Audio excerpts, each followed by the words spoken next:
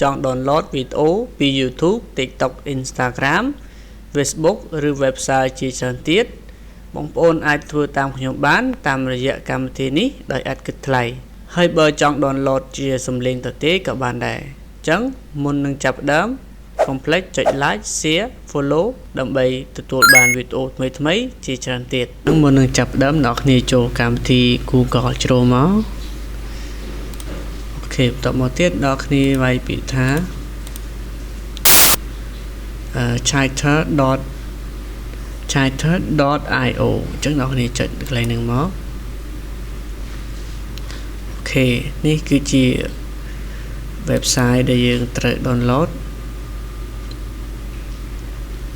ចឹងមកដល់ចំណុចនេះអ្នកគ្នាមើលទៅនេះគឺជា interface នៃកម្មវិធីអញ្ចឹងសម្រាប់បងប្អូនដែលប្រើ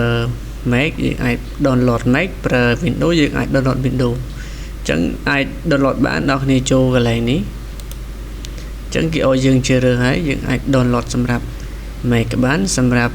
Windows ក៏បានអញ្ចឹងខ្ញុំបាន download រួចហើយតែខ្ញុំខ្វែងតមកទៀតអ្នកគ្នាចូលកន្លែងនេះមកចូលទៅកន្លែងដែលយើង download ហើយការដំឡើងស្រួលទេគ្រាន់តែអ្នកគ្នា double click ទៅហើយយើងចុចតាម step នីមួយៗទៅគឺអាចដំឡើងកម្មវិធីនឹងបានហើយ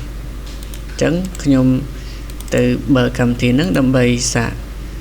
download វីដេអូ YouTube បង្ហាញអ្នកនរគ្នាតែម្ដងអូខេអញ្ចឹងឧទាហរណ៍ខ្ញុំចង់ download នៅឧទាហរណ៍ខ្ញុំ download ចម្រៀងនេះមួយបទយើងចូលកន្លែងនេះអ្នកគ្នា copy link វីដេអូហ្នឹងទៅហើយយើងមកផាសនៅក្នុងកម្មវិធីនេះដោយយើងចុច Ctrl V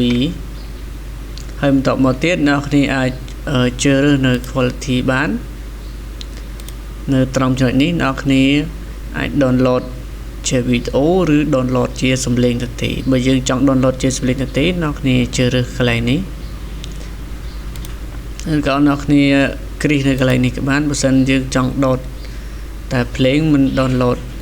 វីដេអូអញ្ចឹងអ្នកគ្នាចុចកន្លែងសញ្ញាព្រុយនេះទៅវានឹង download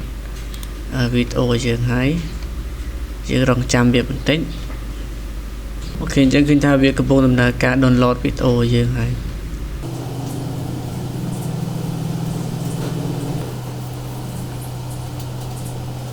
អូខេអញ្ចឹងខ្ញុំ download បានហើយចូលមើលទាំងអស់គ្នានៅកន្លែង download នេះបាទវីដេអូដែលខ្ញុំបាន download រួចមិញសូមអរគុណសម្រាប់ការតាមដានវីដេអូមួយនេះយើងនឹងជួបគ្នានៅវីដេអូក្រោយទៀត